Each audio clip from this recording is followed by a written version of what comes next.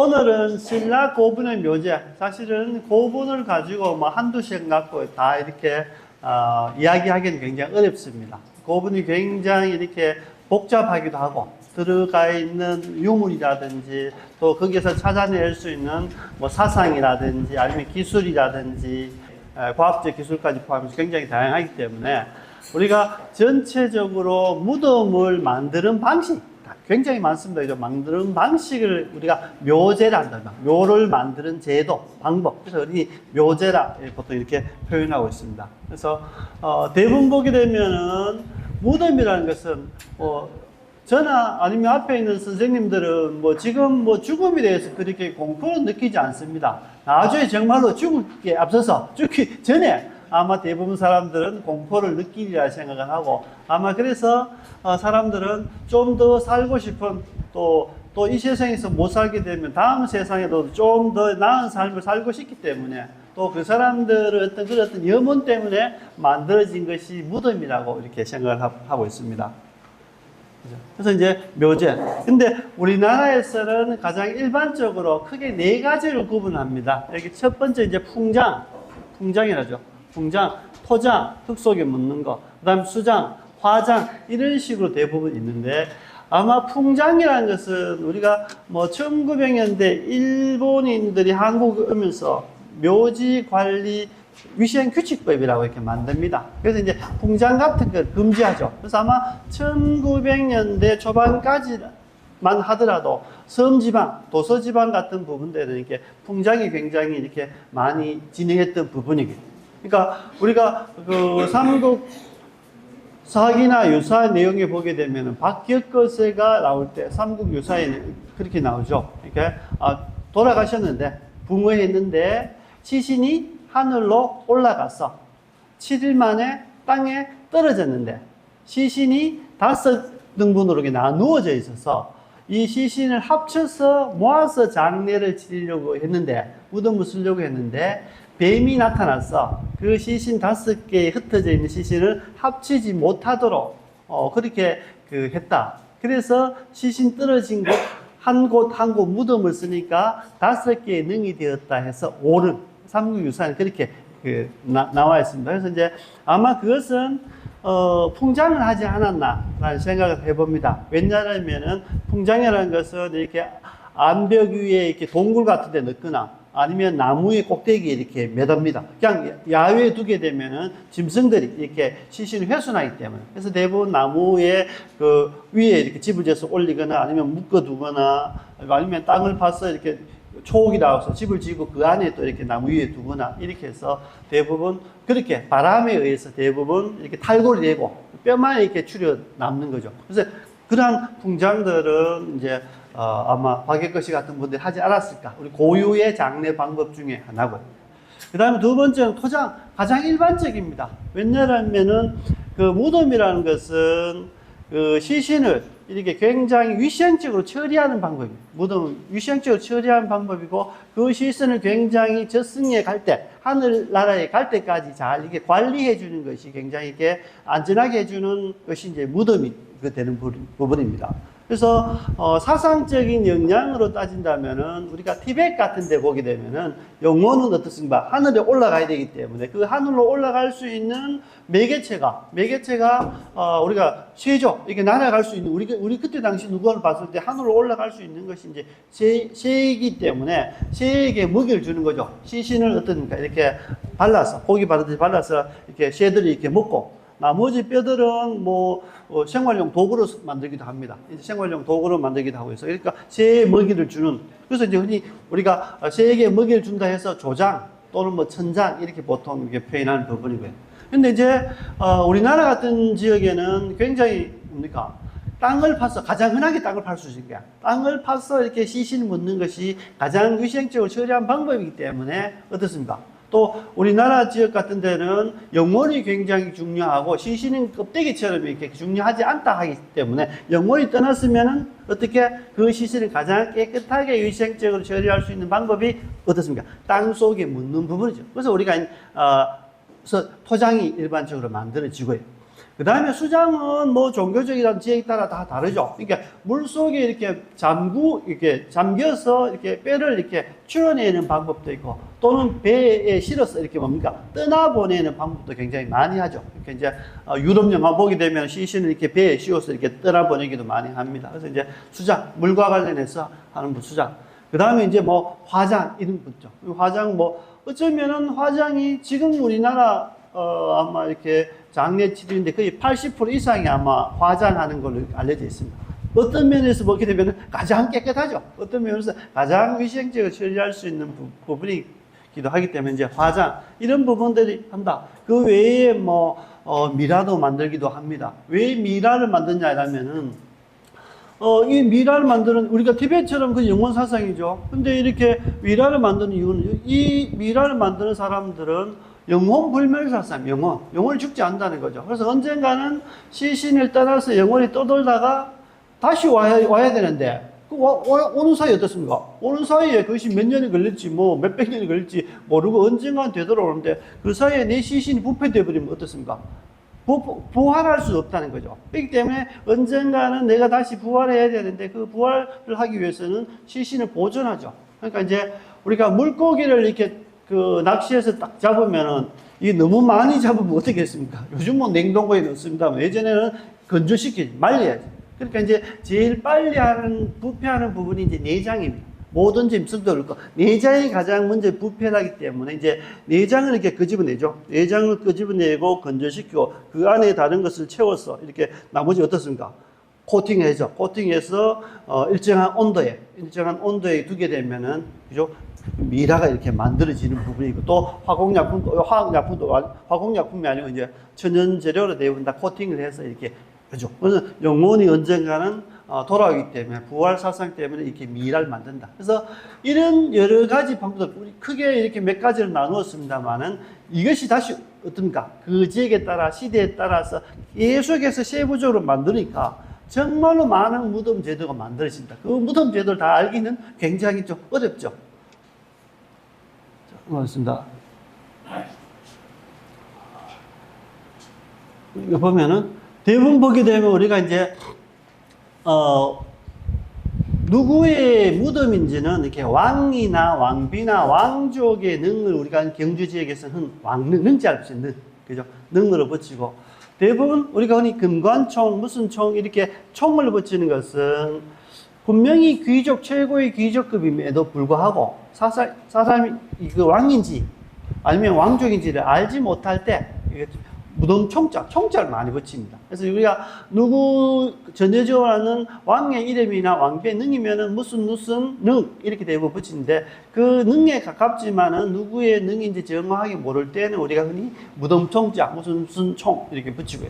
일반 사람들에게 무덤은 흔히 묘 흔히 이렇게 구분을 많이 하게 됩니다. 그죠? 그런 부분들. 그래서 능이나 총이나 묘 이렇게 하고, 분이라는 것은 묘인데, 묘는 이렇게 봉분이 이렇게 없습니다. 우리 흔히 오래된 뭐 목광묘라든지 이런 어떤 이런 부분들을 우리가 묘라는 부분들을 이렇게 봉분이 남겨져 있지 않게 돼요. 원래는 봉분이 있었을 수도 있는데, 아마 처음에는 그냥 묻고 평지처럼 돼 있다가 나중에 뭔가 이것을 기념물화시키기 위해서, 뭔가 있다는 것을 이렇게 알려주기 위해서 이렇게 봉구스름하게 이렇게 했기 때문에, 여기 이제 우리 분이라 하죠. 분. 그래서 고분 이렇게 하면은 오래된 무덤을 고분 이렇게 하죠. 또는 좀 시대가 낮으면은 고고학적에서는 뭐 고분이라기보다는 고묘 이렇게 하기도 합니다. 고묘 또는 고분 이렇게 보통 표현하는 부분이고요.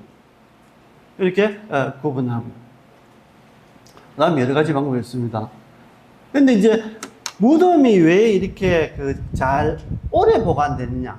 우리가 경주 박물관에 가게 되면은 우리가 바로 들어가면 메인관이 이제 고고관이죠. 근데 고고관에 있는 유물들은 대부분 무덤 속에 나온 유물입니다. 그러니까 다른 일반 생활 건물이라든지 이런 부분들은 시대가 지나고 오래 지나면 대부분 다 폐허화되고 잘 남겨져 있지 않고 보존이 잘 되지 않는 부분인데, 무덤이라는 부분은 어떻습니까? 굉장히 후손들도 남겨져 있고 굉장히 신성하기도 하고 또는 두려워하기도 하고 해서, 대부분 그 무덤 속에 들어있던 유물들은 그대로 도울꾼에 손 닿지 않으면 그대로 대부분 많이 이렇게 전달됩니다. 그래서 아마 무덤이기 때문에 제일 오랫동안 신성시되고 두려운 존재였기 때문에 이렇게 제일 오랫동안 보존됐고, 거기에서 나온 유물들이 가장 많기 때문에 경주 박물관 같은 데도 고고학 전시관에 가장 많이 있습니다. 근데 이제 우리가 그 시대 상황을 제일 잘 이렇게 이해하려면은 그 시대 사람들이 왕만 사용하고 최고 귀족들만 사용했던 유물이 중요한 것도 있지만은, 우리가 역사를 복원하는 데 있어서는 귀족들의 왕의 역사를 복원하는 것이 아니고 그 시대에 살았던 사람들의 모든 사람들을, 민중들을 복원하는 것이 올바른 역사가 되기 때문에 우리가 경주 박물관 같은 곳에는 우리가 월지, 그죠? 우리가 예전에 안압지를 했습니다만은 월지에서 나왔던 생활 유물들이 굉장히 중요한 가치가 있기 때문에 경주 박물관에는 어떻습니까? 월지관으로 이렇게 때로 만들어지죠. 거기 가게 되면은 고고관에는 어떻습니까? 그 죽었던 사람을 위해서 만들었던 유물, 그 사람이 살았던 당대의 유물, 또 그 사람이 죽고 난 다음에 만들었던 새로운 유물, 이런 것이 넣고 대부분이지만은 실제 생활 유물들은 거의 잘 들어가지 않죠. 물론 뭐 로만 글라스라든지 여러 가지 실용적인 이렇게 그 유물이 들어가긴 하지만은 대부분 그 사람들의 사후 생활을 위해서 대부분 이렇게 넣는 거기 때문에 당대에 실제로 사용했던 유물들은 그렇게 많이 포함되지 않는다. 그런 부분. 그래서 이제 그 부분에서는 그렇기 때문에 어떻게 그 시대의 상황, 그 시대 사상을 제일 잘 고스란히 알 수 있는 부분이 어떻습니까? 무덤이고 유물 자체가 훼손되지 않고 대부분 그대로 남겨져 있기 때문에 그것을 가지고 우리가 연구하게 되면은 이렇게 뭔가 나름대로 그지 얘기했던 공통적인, 무덤이 한 개만 가지면 안 되겠지만 여러 개가 있을 때 공통적으로 찾아낼 수 있는 분포가 굉장히 많이 있다. 그리고 거기에 넣었을 때는 그 당시에 사람들이 만들었던 어떤 뭐 그 문제품의 합성 기술이라든지 과학 기술도 찾아낼 수 있고, 또 그 시대 사람들이 살았던 그 생각들을 찾아낼 수도 있고, 여러 가지니까 우리가 찾아낼 수 있습니다. 그래서 무덤이 굉장히 역사 연구하는데 중요한 부분이기도 하다. 그 다음에 이제 경주 지역이 딱 이렇게 보면은 오늘 이렇게 대부분 이름만 이렇게 알 수 있을 겁니다. 이렇게 지성명. 우리가 이제 고인돌이죠. 고인돌. 이거 지성명. 영어로는 돌맨 이렇게 보통 표현합니다. 지성명. 그 다음에 목관명. 제가 이렇게 발음이 이렇게 경상도 사람이라서 시원하지 않아서 어떤 영상 같은 데 보면 목관명 하면 뭐 같은 말인데 완전히 이렇게 뭐 헷갈리고 막 이렇게 합니다. 그래서 이제 요 글자를 보면은 관을 묻는 건다. 나무관을 이렇게 묻는 거고, 목관면을 써. 곽이라는 게 쓰니까 관이 있고 나머지 테두리에 집을 하나 더 넣는다는 겁니다. 이게 목광명. 그러니까 대부분 보게 되면 지성면은 우리가 그 청동기 시대에 가장 많이 만들어지죠. 청동기 시대에 가장 많이 만들어지고요.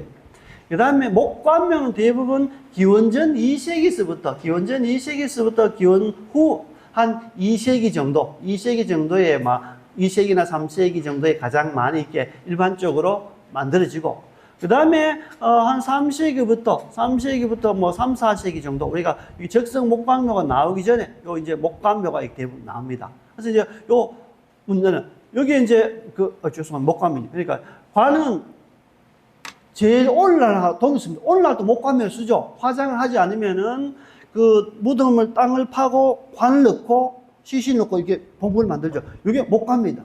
그래서 이제 우리가 무덤이 나라가 변하고 좀 시간이 지나도 가장 잘 변하지 않는 풍습이 뭡니까? 무덤 제도입니다.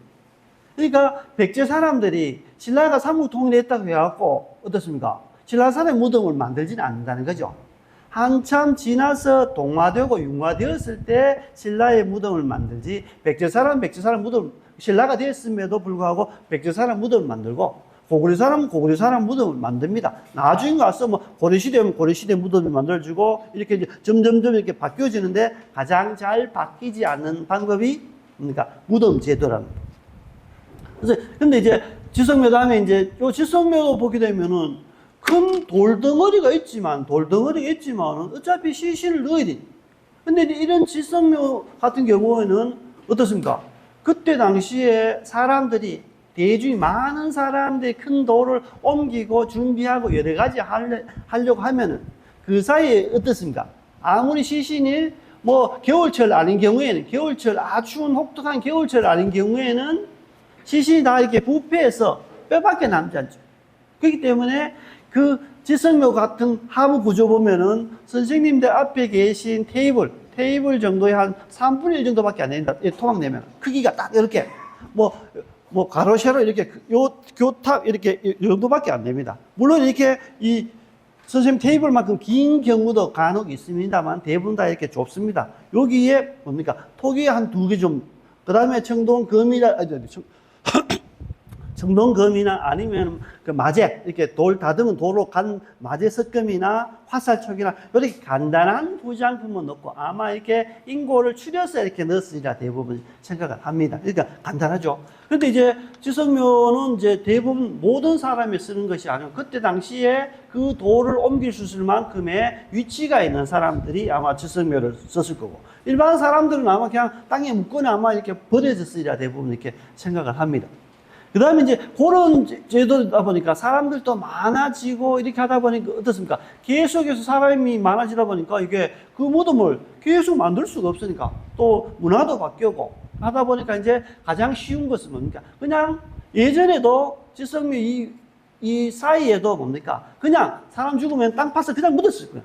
땅을 토장, 이렇게 땅을 파고 그냥 시신만 묻었을 건데 그래도 시대가 발전하고 나니까 좀 더 정성 들이고 의전 같은 거라든지 격식을 차려야 되겠다 하다 보니까 제일 쉬운 것은 어떤가?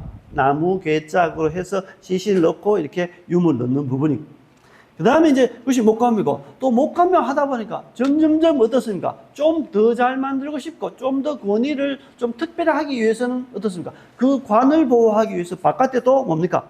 나무 곽을 이렇게 넓은 곽을 하나 이렇게 짓는 부분이고 그 다음에 이제 경주 같은 내려오면은 그렇게 목곽을 지었는데 요 목곽에는 대부분 봉분이 조그마하게 있었거나 아니면 없었거나 뭐 이런 경우 대부분 이렇게 함몰되어 있는 부분을 보게 되면 약간의 봉분이 있는데 근데 좀 더 봉분을 멋있게 오랫동안 만들려고 이렇게 하니까 흙으로 하는 경우도 대부분 있지만은 경주 지역 같은 데는 흙으로 하지 않고 대부분 다 돌로 덮어 씌우고 제 바깥에 이제 흙으로 이렇게 덮다 보니까 이 주변에 뭐를 쌓느냐라면은 목광묘에서 이제 그러니까 돌을 쌓는다는 거죠. 그러니까 목광묘에서 돌을 이렇게 덧대어서 이렇게 봉분을 샀기 때문에 적성 목광묘라고 이렇게 이름을 그렇게 붙이고. 그 다음에 이때 당시에는 이렇게 적성 목광묘 구조되어 있지만 모든 사람이 다 적성 목광묘를 쓸 수 없습니다. 왜? 적성 목광묘는 최고의 상류층들만 대부분 쓰는 부분이기 때문에 그래서 대부분 또 석광묘라고 했습니다. 곽을 짠다. 나무로 곽을 짜는 것이 아니고 돌로 이렇게 곽을 짜니까 어떻습니까? 석광묘 있고요. 그 다음에 나중에 적성 목광묘나 석광묘 뭐 이렇게 쓰다가 적성 목광묘는 너무나 많은 인력이 들어가고 또 들어가 있는 유물들이 너무나 많습니다. 굉장히 비현실적이죠. 적성 목광묘는 정말로 많은 유물 들어가고 오랜 사람들의 많은 사람 노동력이 필요하기 때문에 이것을 좀 줄여야 되겠다 생각해서 무덤을 만듭니다. 그 계기가 이제 첫 번째 불교가 들어오면서 이제는 좀 더 고등 종교였기 때문에 이렇게 내세 관계라든지 이런 부분들이 많이 약해집니다. 이제는 부처님의 시대이기 때문에. 그리고 그렇기 때문에 이제 석실본이 만들어지고 또 이때 고구려와 백제가 석실을 만듭니다. 신라가 고구려나 백제의 영향을 받아서 기술을 전파를 받아서 이제 석실본을 이렇게 만들게 되는 부분이죠. 그러니까 요 부분이 경주 지역에 있는 가장 일반적인 무덤입니다. 그죠? 경주 지역에는 지성묘도 있고 목광묘도 있고 목광묘도 있고 그 대신 이제 이 적성 목광묘는 어디냐면은 지금 우리가 대부분 알고 있는 쪽시험지구, 대능원, 노서동, 노동동 고분군이 대부분 되어 있습니다. 이 적성 목광묘는 왜 특이하냐면 고구려나 백제는 이 무덤이 없습니다. 예를 들면은 백제나 고구려는 지성묘도 있고 목광묘도 다 있는데 유독 뭐가 없느냐? 적성 목광묘였습니다. 요 5가지 중에 고구려 백제는 요 4번 적성 목광묘를 제외하고는 모든 무덤 동일하게 있습니다. 그러니까 요 적성 목광묘 시기가 연구자 따라 약간의 차이가 있지만은 대략적으로 350년에서 550년 사이에 만들어지는 무덤. 이것이 어디에 중심 만드신다고? 경주 분지에서만 딱 만들어집니다. 물론 이제 경주에 살던 사람이 외부로 나가게 되면서 신라 사람이기 때문에 최고의 수장들은 적성 목각묘를 만들기도 합니다만은 대부분 어디에? 경주 분지 내에 위치하고 있다. 그래서 역사학자들이나 고고학자들은 이해가 안 되죠. 왜냐하면은 아니 이 무덤이라는 것은 한반도 전체에 대부분 다 이렇게 비슷하게 나타나야 될 건데 요 적성 목각 그 형태가 없는 거를 이렇게 묘라하고 이제 이걸 분리하죠. 그러니까 적성 목각 묘가 경주 분지에만 있고 고구려나 백제 지역에 나타나지 않고 그 다음에 이 목각묘 요 사이에는 유물을 그렇게 많이 넣지 않습니다. 예를 들면은 이 뭡니까 목각묘 같은 사라리 예를 들면 135 고부이라든지 이런 것들 큰 아주 수상급에는 굉장히 많은 유물을 넣지만 그렇게 유물을 많이 넣지 않고 여기에 뭐가 있습니까? 금은 제품이 없습니다. 요 사이에 목각묘나 목각묘에는 금 제품이 없습니다. 그런데 갑자기 금 제품이 무덤에 들어가고 금관이 나오고 금제요대가 나오고 금귀걸이가 나오고 무기류가 포함되고 일반적으로 나오다 보니까 야 이것은 어떻습니까? 문화라든지 시대는 발전이 쭉 있습니다. 발전이 있으면 무덤이 바뀔 때마다 그래도 과도기 단계가 있어서 예를 들면은 목각묘에서 목각묘를 바꿀 때는 요 가운데 목각묘도 아니고 목각묘도 아니고 애매하게 이렇게 혼돈의 시대가 오고 그 다음에 목각묘가 있고 적성 목각묘 요 사이에 또 애매한 시대가 있어야 되는데 이게 뜬금없이 갑자기 경주 분지 대규모로 나타나니까 야 이거는 기술의 전파나 문화의 전파를 받아서는 이렇게 만들어지지 않는다. 완전히 그래서 이것은 민족이 이동해 오지 않으면 이런 것이 어렵지 않겠는가. 그래서 이제 지금은 여러 가지 비판을 받고 있지만 경주 사람들은 민족 이동이 와서 이렇게 만들었다. 그것이 이제 김씨가 될 수도 있고 뭐 박씨가 될 수도 있고 석씨가 될 수 있기 때문에 와서 새롭게 정립했다라고 생각하고. 그 다음에 이제 선생님들은 경주 분지는 요 목각묘 시대는 아직 개발되지 않습니다. 한 300년 정도까지는. 우리는 이렇게 뭐 월성에서 뭐 파사왕이 101년에 뭐 월성을 만들었다 여러 가지 이야기하지만 요 300년 정도까지는 경주가 불모지 땅이 비슷합니다. 불모지 왜? 보문단지 쪽에서 경주 서천, 평산강 쪽으로 이렇게 나뭇가지처럼 물길이 쭉 휘어지기 때문에 뭡니까? 울퉁불퉁하게 이렇게 다 이렇게 났기 때문에 하나의 도시를 만들기 굉장히 어렵고 그때 당시에 이렇게 도시를 만들려면은 뭐 농기구라든지 이런 도구들이 있어야 되는데 철제 도구가 일반적이지 않습니다. 이때. 왜냐하면 300년 정도쯤 돼야 이제 쇠를 가지고 농기구도 만들고 이렇게 하지만 그전에는 대부분 소량으로 만들지만 어디에다 사용합니까? 무기로 대부분 다 사용하는 부분이죠. 그러니까 철기 농기구가 발달되면서 경주 분지가 이렇게 개발되고 그때 이제 월성다운 이게 궁궐을 잡고 도시계획이 만들어지고 이렇게 대부분 하는 부분입니다. 그래서 이제 대부분 초기의 무덤들은 어떻습니까?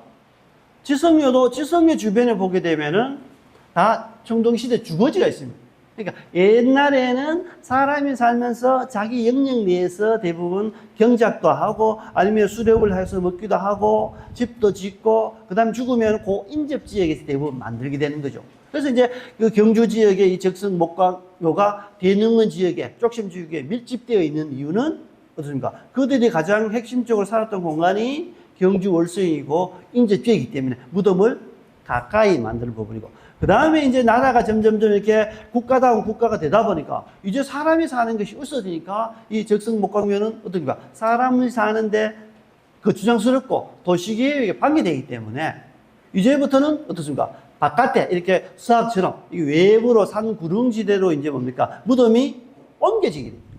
경주 시내에는 이제 무덤을 쓸 수가 없어요. 그래서 이제 경주 시내에는 이런 석실분들은 거의 극히 없습니다. 용광동 고분이라든지 이런 아주 이렇게 아니면 대릉원 지역의 주변에 이렇게 무슨 이렇게 우리가 노소동 고분, 조그만 고분들 이런 소수를 제외하고는 대부분 석실분들은 산 쪽으로 산 구릉지대로 옮겨가요. 무덤 구조가 이제 그러니까 적성 목각묘 시대의 도시에 하고 요것이 이제 바뀌면서 산으로 올라가는 이런 부분이 이제 경주 지역의 무덤 구조라는 것이고 그다음에 요 넘어가겠습니다. 그리고 요 기록을 한번 기억해 주십시오. 지증왕 3년 502년에는 하령 금순장, 순장은 금합니다. 지증왕 3년 이전까지는, 그러니까 502년이죠. 왕이 죽게 되면은 남자 5, 여자 5명을 순장을 합니다. 근데 그 이후에는 뭡니까? 순장을 딱 법으로 금하죠. 그러니까 502년 이전까지는 어떻게? 신라에 항상 이게 순장이 있는데, 오늘날 우리가 기준으로 야, 순장 이렇게 하면은 굉장히 비인간적이다라고 이렇게 비판할 수 있지만은, 이때 당시에는 그렇게 큰 문제가 되지 않습니다. 왜냐하면은 종속관계, 그죠? 당연히 뭡니까? 요즘 뭐 가스라이팅이라고 표현을 많이 하죠. 당연히 이렇게, 왜냐면은 야, 당신 내가 죽으면은 내가 죽으면 당연히 너는 어떻게 죽는 걸로 딱 생각하고, 그 사람들도 당연히 왕이 죽으면은 내가 죽는 거 당연시 하기 때문에, 그렇게 오늘날처럼 뭐 이렇게 뭐 비인간적인 이런 생각들은 없었을 것이고, 또 그 사람들의 또 순장에 딸려져 있는 무덤을 보게 되면은 사실은 어떤 경우는 간혹 두개골이 그 타격이 돼서 이렇게 흔적이 나오기도 합니다만, 대부분 다 이렇게 인위적으로 이렇게 타격을 받고 하는 무덤들은 거의 그 인골들은 잘 없다는 게. 그러면 자동적으로 대부분 다 이렇게 제도에 따라서 이렇게 죽거나, 아니면 뭐 아주 뛰어난 수면제를 뭐 요즘 표현으로 수면제입니다. 뭐 약을 먹여서 이렇게 하거나, 그런 부분들은 거의 없었다. 왜? 뼈에서 나오는 뼈를 가지고 분석을 다 하죠. 요즘 뭐 동물 뼈를 가지고, 이 동물이 뭐 집에서 키운 돼지인지 산돼지인지 딱 구분되죠. 왜? 집돼지는 뭡니까? 곡물을 많이 먹으니까. 뼈에서 뭡니까? 곡물 성분이 많이 이렇게 나오죠. 그러니까 그렇게 첨단화되어 있기 때문에 그런 흔적들이 잘 발견되지 않는 걸 봐서 당연히 따라서 죽는 것이 일반적이었다라고 이제 생각하는 부분이 503년 넘어있습니다. 그러니까 이제 조금 전에 단계를 설명드렸고, 이제는 사진으로 보도록 하겠습니다. 방금 대략적으로 했고요. 자, 지성명.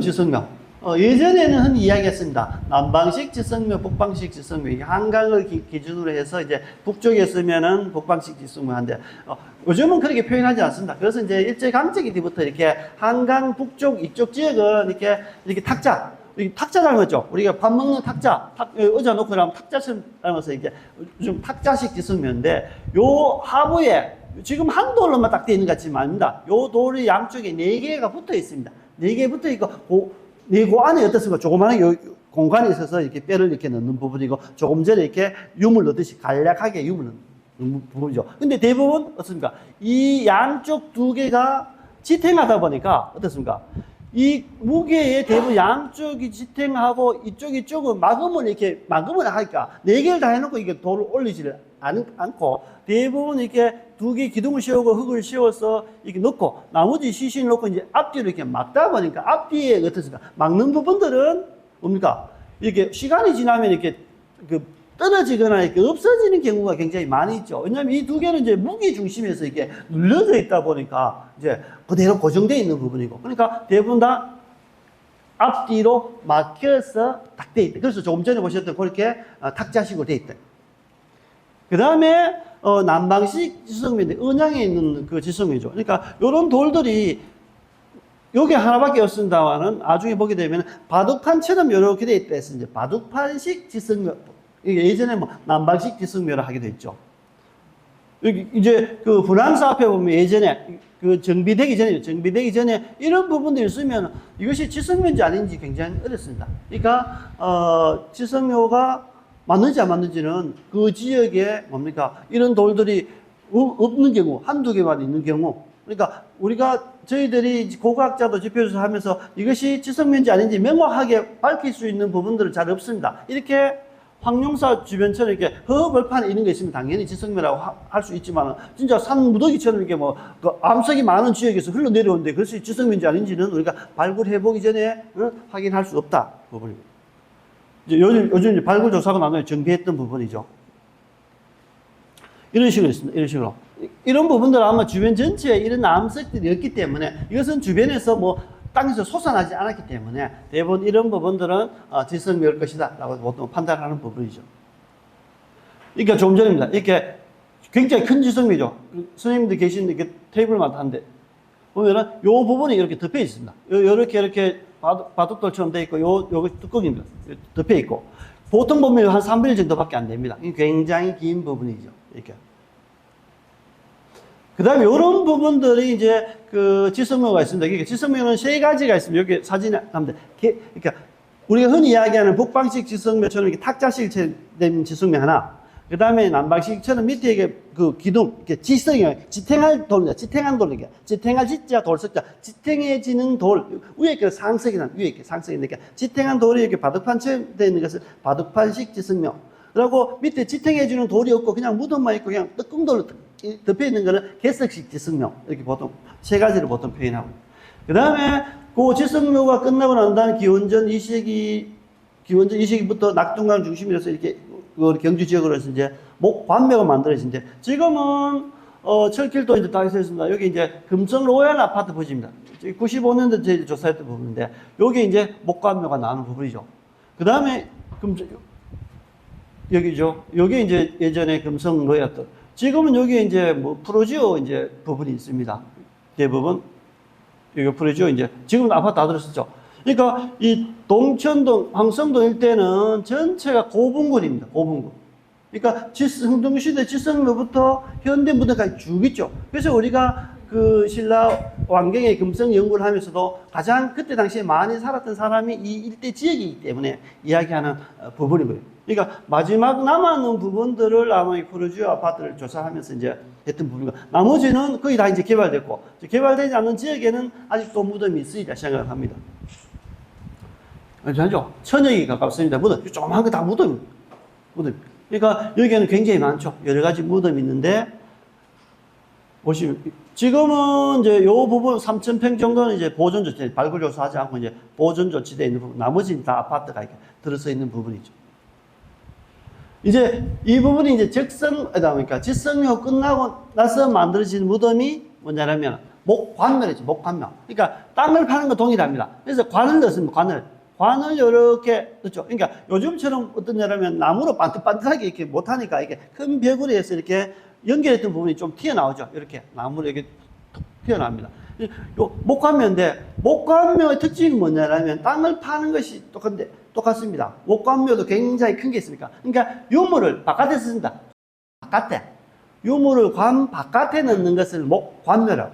나중에 유물이 요 안에 들어있으면 바깥에 집이 하나 더 있기 때문에 목광묘입니다. 그러니까 목관묘와 목광묘가 틀린 점은 유물이 관 안에 있냐, 관 바깥에 있냐, 이 차이가 나는 부분입니다. 이제 이런 부분들, 그죠? 목관묘에 대해 다 하는 부분. 요 부분은 이제 목광묘가 되는 부분이니까 보통 보면 요 안에 관이 하나 더 있습니다. 근데 이제 관과 가기 처음에는 나무로 같이 되어 있다 보니까 그것이 뭡니까? 부식도 없어지면 딱 붙여져 있기 때문에 뭡니까? 전문가가 이렇게 조사를 딱 해서 그 흑색이 변한 부분이 이렇게 확인되지 않은 경우에는 뭡니까? 대부분 들어있는 유물을 가지고 이 시기가 목관모 시대의 그 유물이구나. 아니면 목관모 시기의 유물로 구분하기도 하고 위치 같은 것도 파악합니다. 그래서 이제 목관묘 같은 경우는 목광묘도 마찬가지입니다. 목관묘 같은 경우는 우리가 경주박물관에 첫 번째 이렇게 전시관, 고고학 전시관 딱 들어가면은 첫 번째 만나는 토기들은 어떻습니까? 색상이 굉장히 다 붉습니다. 신석기 시대 토기나 청동 시대 무문토기나 대부분 다 이렇게 붉은 토기죠. 붉은색을 다 띱니다.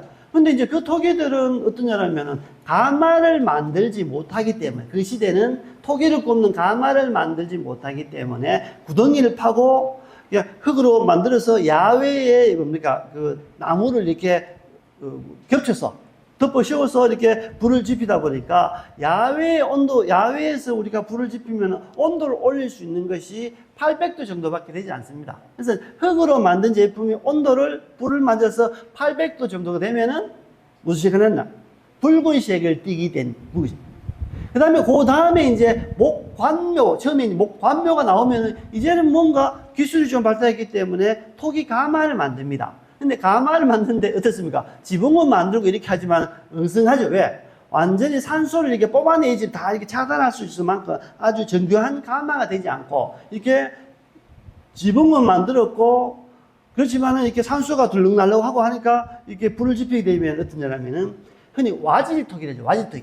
기와색으로. 이게 붉은색은 아닌데 그렇다 해서 우리가 통일시라시점 딱딱한 이렇게 토기도 아니고, 그러니까 이제, 왜냐면 기와색을 나타내, 기와색을 나타내는 데서 이제 와질 토기를 보통. 그러니까 보통 보면은 하얀색이라든지, 자, 그거죠. 하얀색이라든지 아니면 기와색으로 이렇게 딱 나타나다가, 근데 이제 나중에 되면 그때 문양은 딱 되죠. 대부분 이제 파수형, 이렇게 대부분 이렇게 항아리가 이렇게 돼 있는데 옆에 있는 뭔가 솥불처럼, 우각형 파수형, 솥불처럼 이렇게 볼록되어 있고 이렇게 가무스름하고 이런 부분들. 또는 아니면은 그 조금 더 지나면은 이렇게 회색인데 이렇게 뭡니까?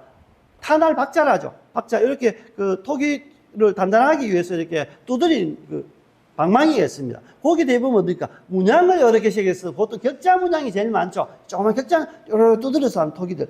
그런 토기들 보면, 아, 요 토기는 뭡니까? 아, 목관묘에서 나는 토기다. 목관묘에서 나는 토기다. 요런 걸로 대부분 다 이렇게 시기별로, 왜? 기존에 데이터들이 있기 때문에 이제 그걸 가지고 이제 목관묘나 목관묘를 구분하는데 굉장히 전문가가 아니면은 뚜렷한 것이 아니면은 구분하기가 굉장히 어렵다. 이거는 뭐 현장에서 고급 연구자들이 목관묘 구분하는 부분이고 일반 사람들은 그것을 구분하기가 굉장히 어렵다. 자, 이제 이게 그 관묘 그다음 목관묘 끝나고 나면 이제 이게 적승목관묘. 그러니까 흔히 요 가운데 보시면 유문 있고 가운데 보면 요 약간 빈틈이 있죠. 요 가운데가 뭡니까? 곽이 있다.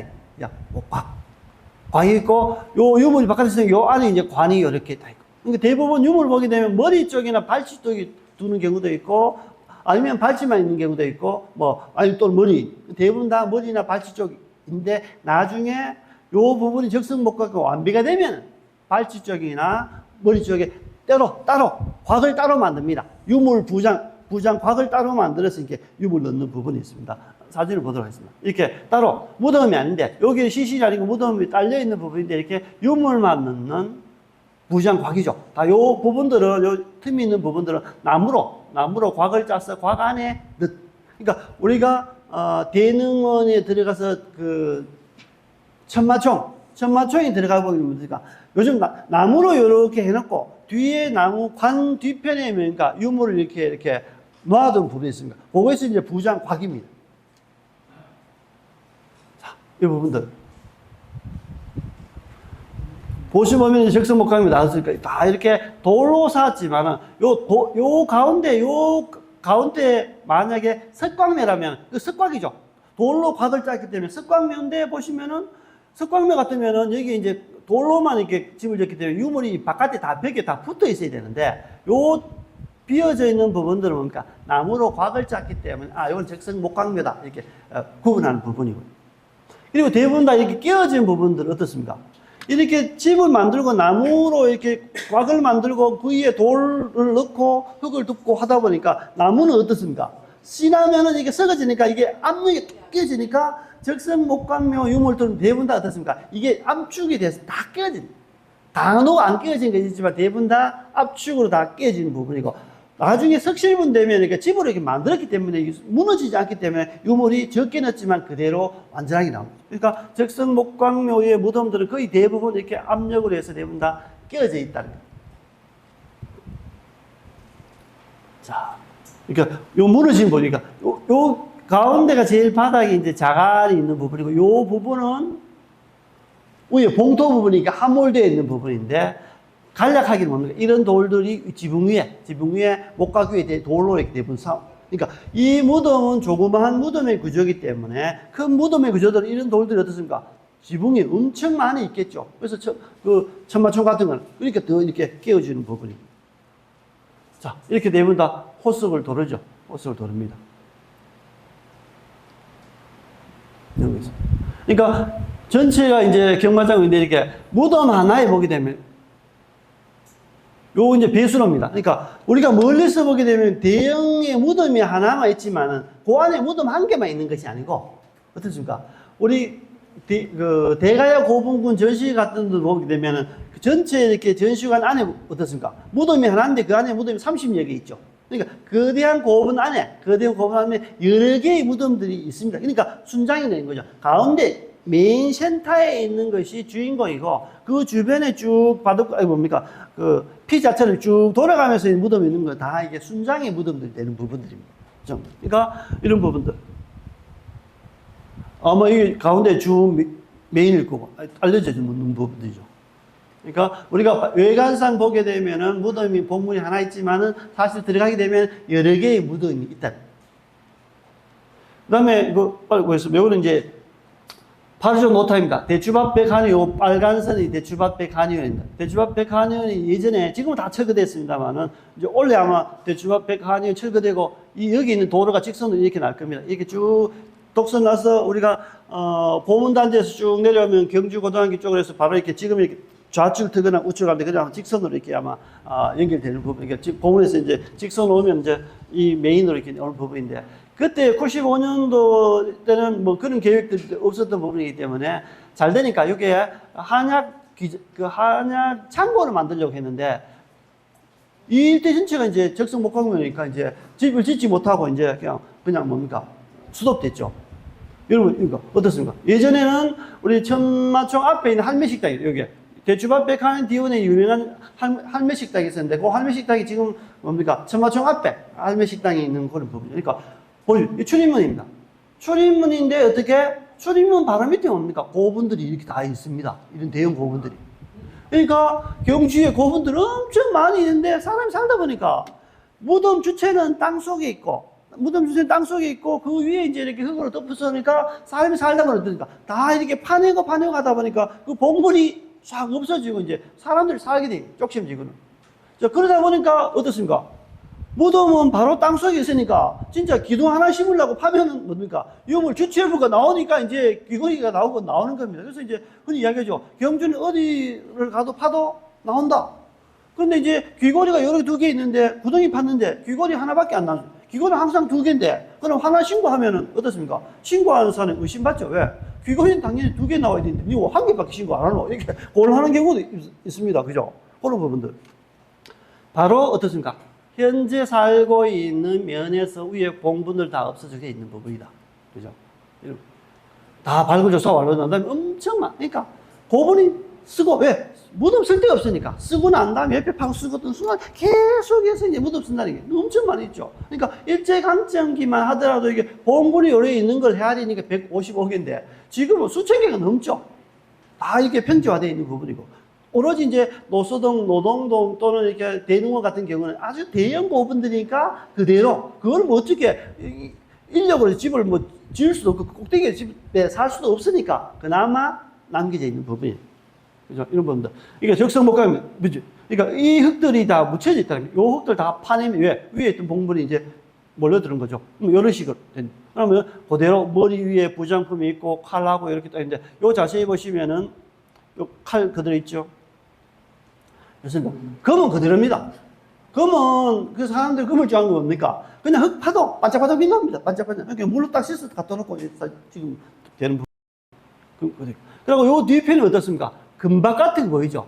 그러니까 대부분 귀족층들은 금관이라든지 아니면 금동관이라든지 이렇게 관을 쓰는데 아마 최고의 무덤이 아니기 때문에 아마 금도금을 해야 돼. 금박의 나무 같은 데서 도금을 이렇게 했는 부분을 쓰다 보니까 그 금박의 흔적만 남겨져 있죠. 근데 이제 금박 흔적이 이렇게 남겨져 있고 전체 보면 귀걸이 여러 개 있었는데 약간 뭡니까? 중심에서 이렇게 벗어났죠. 왜냐하면 사람이 죽게 되면 제일 약한 부분이 목 부분입니다. 목이 제일, 그래서 이제 이렇게 흔들리거나 이렇게 가기 때문에 하는 부분이고, 이렇게 되면 다 금관을 쓴다. 그 옆에 있는, 그러니까 조금 전에 거는 어떻습니까? 간략하게, 남성이, 남성은 이렇게 고리가 찍습니다. 요게. 그죠? 고리가 적은 부분이고, 또 심플하죠? 대부분 남성 귀걸이고, 여성 귀걸이는 어떻습니까? 큽니다. 굵고 장식이 많이. 근데 요 가운데는 비어 있습니다. 그러니까 돌 같은 거 보면 이렇게 되죠. 왜? 저게 이제 순금이면은 귀가 아파서 이렇게 못하겠죠. 이렇게 조금 전에 보셨던 백수근 그 한의 원장님에서 나온 귀걸이입니다. 그래서 이제 제일 아쉬웠던 부분들은 여기에 금실로 문양이 있는데 제가 붓으로 이렇게 딱 물러 쓰다 보니까 이게 너무 금실이 이렇게 흐트러져서 이렇게 약간 흐트러져 버렸습니다. 그래서 문양은 뭐 있습니다. 여기 지금 제가 발굴하면서 중에서도 제일 아쉬웠던, 그때 좀 신경 쓸 걸. 근데 그 금실이 너무 그렇게 비단실처럼 이렇게 흐트러질 줄 제가 몰라서 제가 두고 이렇게 아쉬움이 남는 조사입니다. 그 다음에 이제 그 머리 위에 있는 허리벨트. 보통 보게 되면 허리벨트는 금제죠, 금제. 금제 허리 벨트가 있는데 신분이 그보다 최고의 계층이지만은 은입니다. 은 제품으로 되어 있는데 발굴할 때 제일 어려운 부분이 은제품입니다. 금제품은 뭐 변하지 않으니까 그대로 있는데 은제품은 햇빛을 받게 되면 부식돼서 아침에 나와서 은제품 나오는데 저녁에 확인해 보면은 보존 처리 안 하면 어떻습니까? 빨갛게 분홍빛 있어 밖에 수습 어렵죠. 이런 부분들 그대로 다 장식은 그대로 동일합니다. 이렇게 이제 끝에 있는 청동 손잡이 이렇게 말과 관련된 제품들이 굉장히 많이 있죠. 이렇게 뭡니까? 그래서 가운데 관과 각을 넣고 요 안에 관이 되겠죠. 시신이 둘 때 요 시신이 둘은 침대인데 시상대 요 관이 있고 전체 곽이 있고 유물 부장 이런 식으로 다 이렇게 끼어지는 부분이죠. 그대로 막 어떻습니까? 그대로 반짝반짝 빛납니다. 그거리 반짝반짝 빛나. 자 이렇게 다 끼어지죠. 다 이렇게 압축되어 있는 이렇게 담장 바깥으로 요 부분은 요까지 하고 나머지는 다 이게 발굴하지 못했어요. 여기 담장이기 때문에 이렇게 한 곳이 쪽심지거다. 그러니까 말 이빨들 그대로 다 나타납니다. 말을 순장시키는. 자, 이런 부분들. 그죠? 근데 이제 무덤을 두 번 쓰기는, 요 같은 무덤입니다. 이거는 이제 석실물에 가까운 석박 부분인데, 요 사진은 뭡니까? 원래 요 모습이었는데, 1차였는데, 나중 후대에 뭡니까? 요 돌을 다시 덧대어서 이렇게 무덤. 그러니까 두 번 씁니다. 재활용한 무덤. 재활용. 이렇게, 요건 석실물입니다. 조금 전에 석박이 석실 이렇게 집은데, 석박은 조그만합니다. 과거로. 근데 우리가 석실은 이렇게 좀 규모가 큽니다. 크고 지금은 무너졌습니다만 이렇게 올라가서 위에 뚜껑도 있는 부분이고, 석실물. 또 출입도 있고. 그 다음에 하부에는 이제 다 걷어내고 난 다음에 최하부에는 그러니까 빗물이 들어오게 되면 빠지는 배수로, 석실물 배수로도 이렇게 만들던 부분. 이런 거 있습니다. 그 다음에 이제 거의 다 돼. 지금 보시게 되면은 제가 2005년도부터 계획시켰던 부분이 뭐냐면은 이 세계적인 고분공을 만들자. 지금 프로젝트 진행 중에 있죠. 그러니까 이제 요 부분이 이제 대능원 지역이고 이 부분에 대해서 이제 하자니까 쪽심지구 철거 사업이 됐습니다. 그러니까 남들은 비판하는 사람들 있죠. 아니 쪽심지구의 일부를 또 그대로 이렇게 뭐 쪽심 거리도 만들어 두고 이렇게 정비해서 하면은 좀 더 좋은데 한꺼번에 다 철거를 해서 이렇게 좀 빈터화되어 있고 아쉽다 이렇게 하지만 제가 계획 세울 때 당시는 어떻습니까? 한꺼번에 철거하지 않으면 이것은 영원하게 하기 어렵다. 예전에 경주 도시를 뭡니까? 보문단지로 옮기지 않았으니까 오랜 시간 이렇게 많이 파괴되어 있죠. 그러니까 이제 한꺼번에 철거하지 않으면은 물론 이렇게 굉장히 문제점이 많음에도 불구하고 원래 목적을 살리기 위해서는 철거해야 된다라고 있고요. 가운데 부분에 아직까지도 듬성듬성 있는 집들은 정말로 자식들이 잘된 분입니다. 왜? 은행에 대출을 받았는데 뭡니까? 너무 많이 받아갖고 이제 그 집을 팔면은 은행에도 이자도 다 원금도 다 못 갚고 집은 없어지고 하기 때문에 뭡니까? 그 집을 팔지 못하고 거기 계속 사는 분들이 많이 있죠. 왜? 팔면 내 집도 없어지고 갈 데도 없어지고 돈도 이자도 내야 되고 그러니까 그런 집들만 몇 집하고 남겨져 있는 부분이죠. 그래서 잘난 자제분들이 있는 아니면 모르는 알겠습니다. 그런 부분들. 그 다음에 이렇게 되어 있는데 빨갛게 표시된 부분들은 다 발굴 조사한 부분이고 요 부분들 더 지켜지만 전체가 이제 155개 고분이 되는 거죠. 여기 이제 보통 보게 되면은 우리가 여기 98호 고분입니다. 요 동네가 이제 황남동입니다. 황남동에 있는 가장 큰 고분, 황남 대자 쓰죠. 황남대총. 왜? 누구 왕릉인지 모르기 때문에 그러니까 황남동에 있는 가장 큰 주인공 모르는 이름 황남대총. 그 다음에 이 고분군들이 155분 번호를 시작하는데 이 부분이 가장 큰 고분이기 때문에 번호는 98호입니다. 98호 고분이라 하기도 하고 황남대총이라 하는데 1970년대에 김정희 박사가 이 부분을 발굴 조사를 해라고 박정희 대통령인데 지시를 받았는데 이 큰 고분거를 잘못 발굴하게 되면 30대 초반에 굉장히 두렵죠. 그래서 이제 연습 삼아 요 끝번호가 155분입니다. 그러니까 155분이 천마총이기 때문에 천마총을 시험 삼아 해보고 발굴하겠습니다. 했는데 천마총에서 의도하지 않게 천마도나 금관이나 화려하게 나왔기 때문에 여기 정해져 있고 그 다음에 이 부분들 다음에 조사했는데 남쪽 표주박처럼 만들 때에서 표형분이라고 보통 표현하는데 남분, 북분이 남쪽에 있다는 무덤, 북쪽에 있는 무덤. 그러니까 남분을 조사했죠. 왜? 천마총 조그마한 거 조사했는데 와 금관도 나오고 천마도 나오는데 이 큰 거 조사하면 엄청 중요한 거 안 나오겠나 싶어서 했는데 어땠습니까? 금노가이 나오고 뭐 유물 엄청 중요함에도 불구하고 사람들이 천마총이 너무 막 이렇게 그 감동을 받아갖고 좀 실망했죠. 외신지 북쪽을 조사하니까 금관이 나왔습니다. 근데 부인제라는 명문도 나기 때문에 아 북쪽 무덤은 왕비의 무덤인데도 금관을 쓴다. 그래서 이제 우리가 흔히 왕관이라 하지 않고 누가 썼느냐에서 따지지 않고 재료에 따라서 신라 금관이라고 한다. 대부분에 있는 부분이죠. 그 다음에 요 부분 건너편에는 대부분 일제강점기 때 발굴 조사를 했던 부분. 일제강점기 때 이제 발굴 조사를 했던 그 부분이고요. 그 다음에 이제 이렇게 완전히 철거해야 되는데 나중에 시민들 때문에 이렇게 테두리 정도는 식당을 좀 보존하자 해서 테두리 정도는 이제 식당을 보존하고 요 부분을 다시 볼까요? 잠깐만 넘어가겠습니다. 좀 전에 백수근 한의원이었습니다. 자, 지금 이제 하나 더 금관청, 그죠? 1921년대 우연하게 발견된 어린아이들이 구슬을 가지고 노는 걸 보고, 뭡니까? 경찰들이, 일본 그 순경들이, 뭡니까? 찾아서 왔는 것이 이제, 금관청 부분입니다. 아니, 내부에, 요런 부분들은 왜냐면 돌로 이렇게, 이 정도 이렇게 높이 쌓으려면 돌이 무너지니까, 돌이 무너지지 않게 곽을 짜다 보니까 나무 기둥을 씌우고 이렇게 돌을 채워서, 이렇게 하는 부분, 방법. 지금 이렇게 복원돼 있습니다. 요 안에 전체 볼 수 있게 이제 나무 곽을 짜고 돌로 이렇게 적시고 했기 때문에 그 다음에 여기 앞에 이제 무덤 부장관. 그러니까 우리가 44호 고분군 지금은 이렇게 그 복원 준비하고 있습니다. 대부분 보면 다 나무 기둥도 이렇게 나와 있죠. 나무 기둥들 이렇게 표시하는. 그러니까 나무 기둥으로 이제 흙이 무너지지 않기 위해서 했다. 우리가 흙만 더 묻는 것이 아니고 나무 기둥을 다 해서 흙이 무너지지 말려고 이렇게 했다는 거거든요. 자, 우리 경주 지역에 이제 금관이 이제 그 6개 나와 있습니다. 교동, 뭐 도굴에서 나왔습니다만은 우리 교촌 쪽에서 나오는 부분이고요.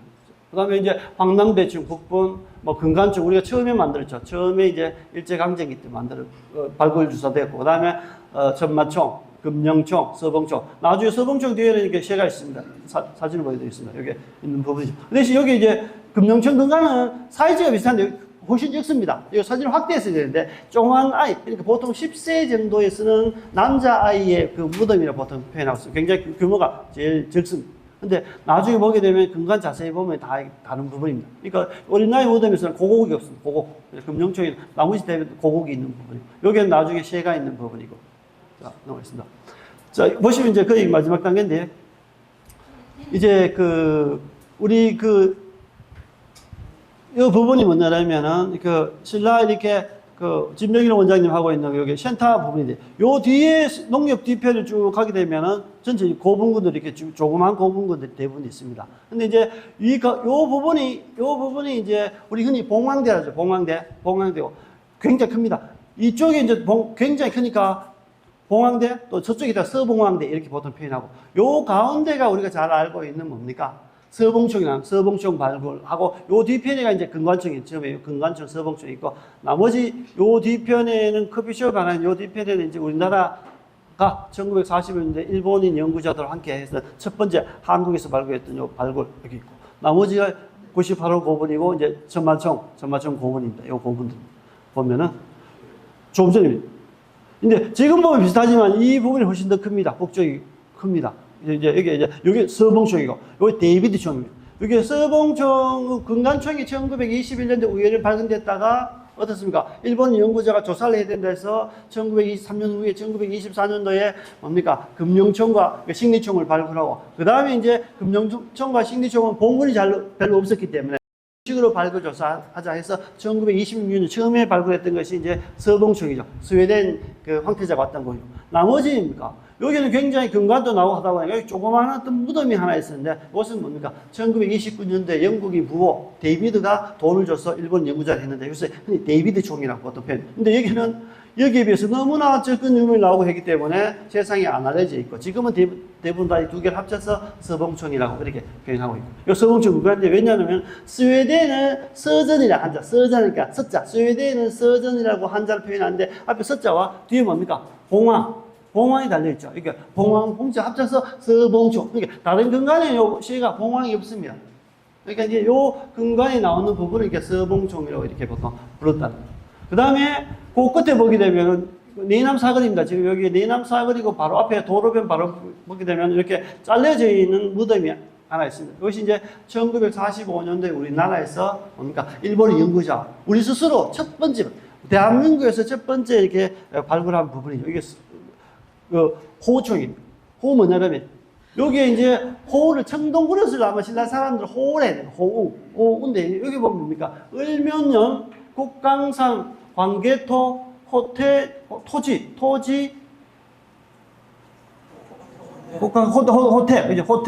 호태왕, 이제 호우십, 여기 있습니다. 호우십, 여기 있습니다. 그죠? 을면영, 국강상, 뭐, 광개토, 호우, 토지, 호태우, 호태, 예, 되겠죠?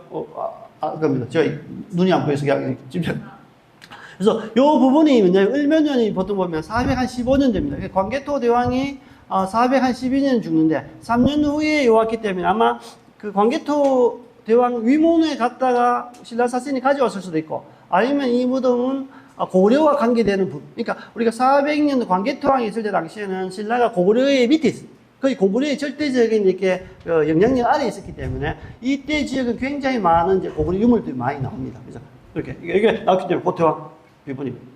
그 다음에 이제 그 이후에 98호 고분이었습니다. 98호 고분. 여기 이제 대능원지입니다. 이거 오시훈 선생이 이제 사진 작가인데 요 무덤 두 개를 하고 월지 요 분이죠. 지금 돌아가셨습니다만 김정기 박사라고 이렇게 보통 뭐 제 친구의 아버지이기도 합니다만, 그러니까 요 분이 우리나라 경주 지역의 황룡사, 그다음에 월지, 그다음에 뭡니까 그 천마총, 그다음에 대능원, 우리 한국제에서 초기에 가장 많은 발굴을 하셨던 분이 이제 이 김정기 그 박사님.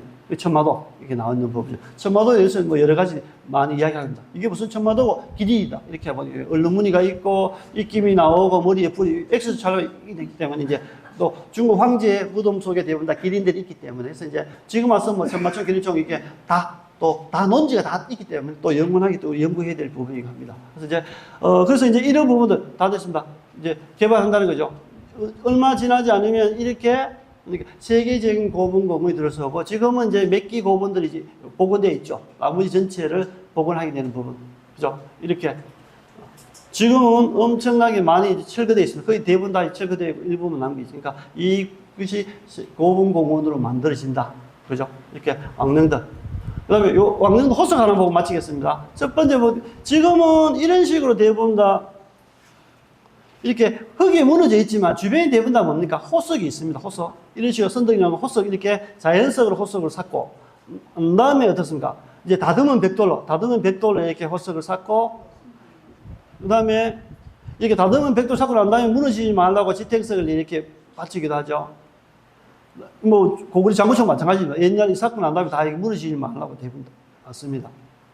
그 다음에 이제, 만개되면 이제 12지상을 만들고 난간석을 들죠. 왜? 불교가 들어오니까 인도의 산치대탑처럼, 부처님 무덤처럼 왕이 부처이기 때문에 인도의 산치대탑처럼 만듭니다.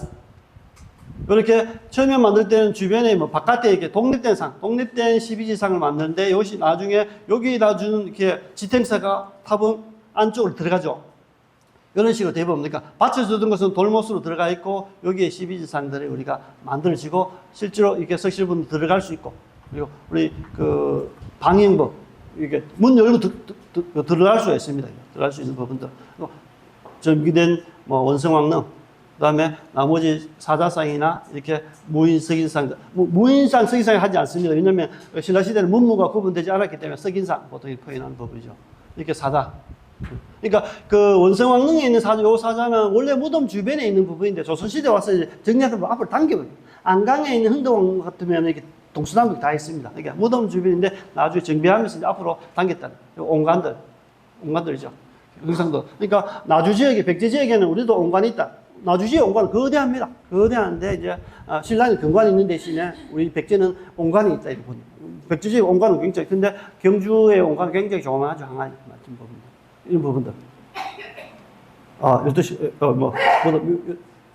생략하도록 하겠습니다. 왜냐하면은, 지금 이렇게, 또 이렇게 고분들이 남겨져 있다. 그래서 이거 하나 더 하겠습니다. 웃자고, 한 3분 남았어요.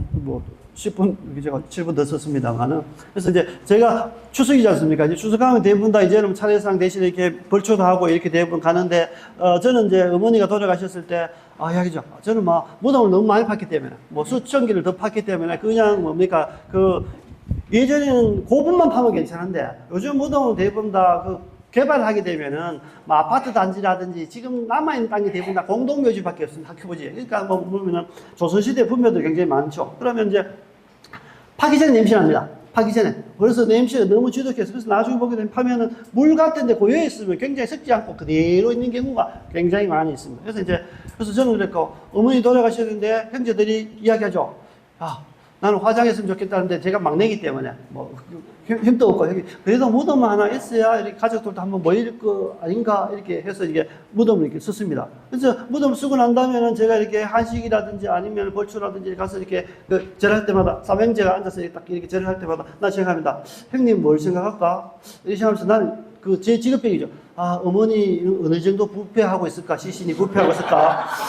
어머니 관속에 물이 안 들어가야 될 건데 지금은 목배가 그대로 있으려나? 이런 생각을 늘 할 때마다 이제 그 생각이 늘 들면서 아, 제발 물만 안 차고 좀 이렇게 뼈가 잘 탈구렸으면 좋은데 아, 그때 그 뭡니까 수의 입었는데 수의도 좀 이렇게 순수하게 해야 되는데 중국산 가지고 급하게 하니까 나이롱줄이 이렇게 얼굴을 가리고 있지 않을까? 이런 생각들을 늘 합니다. 그래서 이제 선생님들은 마지막으로 이렇게 하는 부분에 가급적이면 가장 위생적으로 처리할 수 있는 방법이 화장에서 근데 우리나라 사람들은 뭡니까? 또 뼈대 있는 집안이라고 화장을 해도 그 또 뼈를 모아서 납골당에 갖고 와요. 그래서 우리나라는 뼈대 없는 사람들은 다 죽는데 이제 뼈대 이제 없어진 시대가 바뀌었기 때문에 이제 뼈대 없이 살아도 되니까 가급적이면은 깨끗하게 이제 뭐 다른 방법으로 처리했으면 하는 생각을 마치고요.